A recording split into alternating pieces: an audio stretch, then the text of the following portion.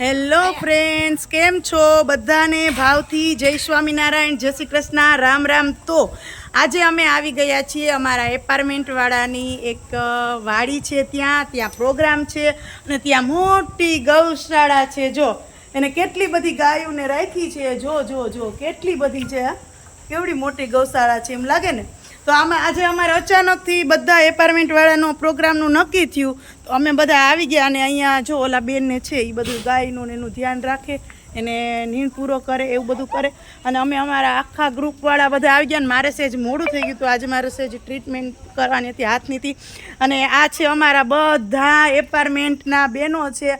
અને જો બધા હજી અમે નવા જ રહેવા આવ્યા છીએ, પણ અમારે બધાને એવું ફેમિલી જેવું થઈ ગયું ને કે એકાબીજા ફોન કરીને કે હાલો આપણે વાં પ્રોગ્રામમાં છે, હાલો વાં. એટલે પછી આજે હું તો હજી સેજ મોડી થઈ છું, તો આ બહેનો જો કોઈની રાહ પણ જોયા વગર ફટાફટથી બાજરાના રોટલા કરવા મંડી ગયા છે, જો બધાય. અને અડધા શાકમાં છે, એટલે મને કે તમે જાઓ, તમે લસણ ડુંગળીવાળું શાક નથી ખાતા તો તમે તમારું નોખું કરી લો. એટલે મેં કીધું ઊભા રહ્યો, અંધારું થઈ જાય ને પહેલાં વિડીયો ઉતારી લઉં છું.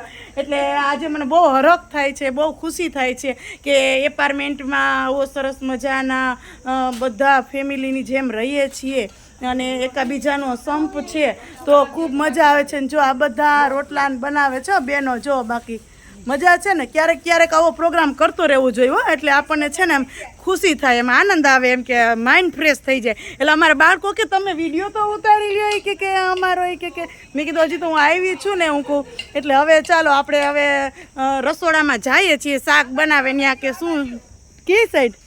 હા ત્યાં ચાલો. હજી મને ઓલા માસી કે ચાલો, તો એ કે હજી એક જગ્યા છે એ કે ત્યાં હાલો જોવા એ કે. એટલે મેં કીધું હાલો જાય હું કહું. અને ઓહો અહીંયા તો ભેંસુનો તબેલો છે બાકી. વાહ હાય, બાકી જામો પડી જાય. મેં તો આ જોયું નહોતું અમારા એપાર્ટમેન્ટમાં એક ભાઈને ને આવી બધી સગવડ છે ને આટલું બધું કમઠાન છે, એ તો મને આ જ ખબર પડી. કહેતા હતા, વાતું કરતા હતા, પણ જો હજી અહીંયા છે. ઓહો હોય. અને જગ્યા એવડી મોટી છે ને, કાંઈ પ્રોગ્રામ કરવા આવવાનું મન થાય છે. આ માસી કે તમે જોયું નથી, હાલો કે હું તમને બતાવું કે અહીંયા જો બધી. અને ઘોડી છે, વાહ ઘોડી તો જો મસ્ત છે બાકી. વાહ જો અહીં તો ઘોડી ને બાકી એનું બચ્ચું ને ઓહો જમાવટ જેવું છે બાકી. આવું તો ધાર્યું નહોતું કાંઈ અચાનક પ્રોગ્રામ થશે, અમારે આવવાનું થશે. અને અહીંયા અમે આવી રીતના બધા જો હા અચાનકથી 2 વાગે પ્રોગ્રામ નક્કી કર્યો. મને તો ખબર નથી. મને પછી મારા ઘરવાળા કહે કે સોને આપણે એ કે તારો હાથ બતાવી અને પછી જવાનું છે એ કે આપણે એપાર્ટમેન્ટમાં ઓલા ભાઈ છે ને એની વાડી એ કે. એટલે આ અમારો એપાર્ટમેન્ટ છે ને, એમાં અમે સ્ટાર્ટિંગમાં હું આવી ને ત્યારે મને બહુ એમ થતું કે મને નહીં હોરવે તો અહીંયા માણસો કેવા આવશે બધા, મારી પાછળ હવે તો અહીં કેવા આવશે, મને મજા આવશે કે નહીં આવે.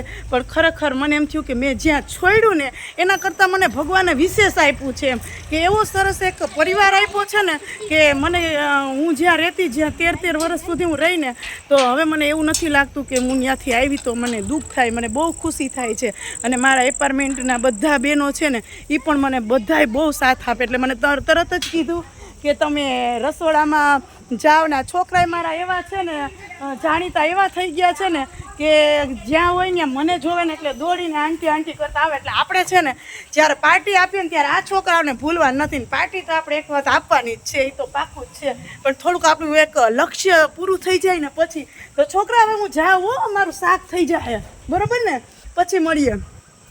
ચાલો તો આપણે રોટલા તો થતા હતા એ જોઈ લીધું, પણ આપણે અહીંયા શાક જે સ્પેશિયલ જેના માટે જે પ્રોગ્રામ છે એ શાક જો અહીંયા બની રહ્યું છે. અને જો આમાં કેટલી બધી વેરાયટી છે. જો આપણે તો ક્યારે એવું બનાવ્યું નથી હો શાક, એટલે આપણે તો જોવાનું જ છે.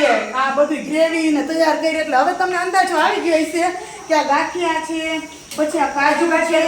હા, એટલે હવે તમને ખબર પડી ગઈ છે કે આ શાક શેનું છે. તો કાજુ ગાંઠિયાનું શાક છે અને બાજરાના રોટલા છે. તો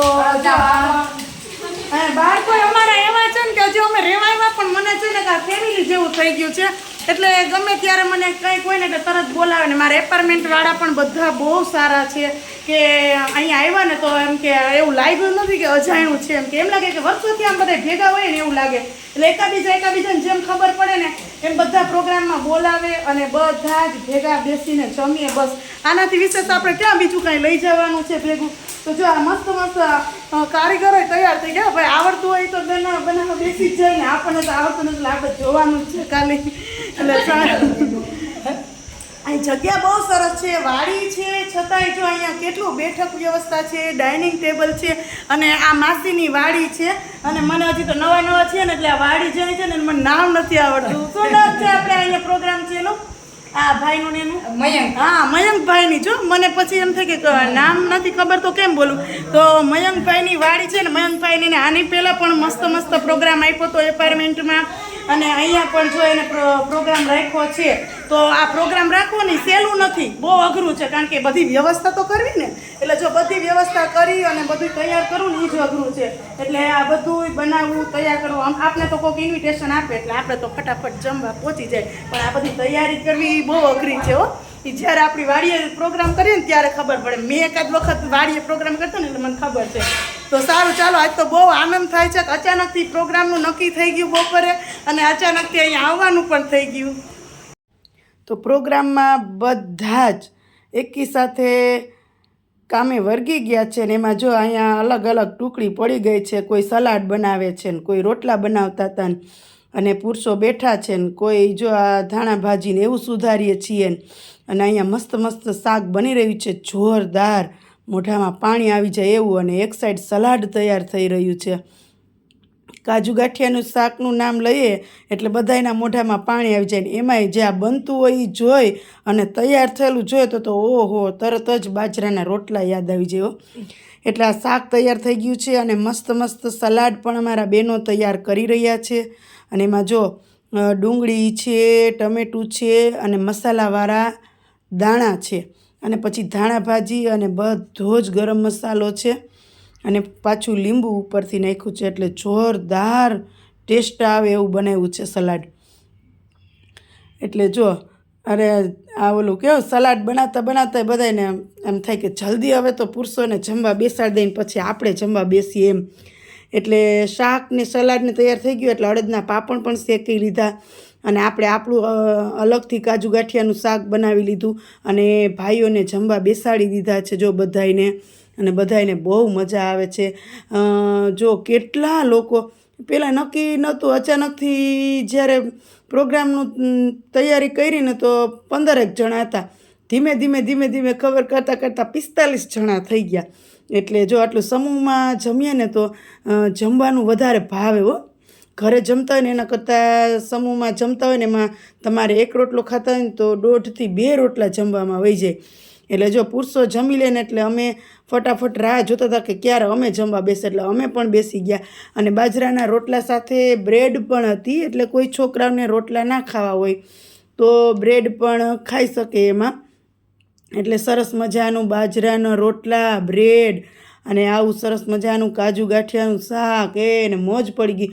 ઘણા સમય પછી આજે અહીંયા સરસ મજાનો નવા એપાર્ટમેન્ટમાં આવીને નવા પાડોશીઓ, નવા મેમ્બર્સો સાથે પ્રોગ્રામ થયો. બાળકો પણ ખૂબ રાજી થયા, અને એને એન્જોય કરીને ખૂબ મજા આવી. જમીને બેઠા અને ફ્રી થઈ અને બેસી ગયા. આવી રીતના આજનો પ્રોગ્રામ મારો મસ્ત ગયો બાકી.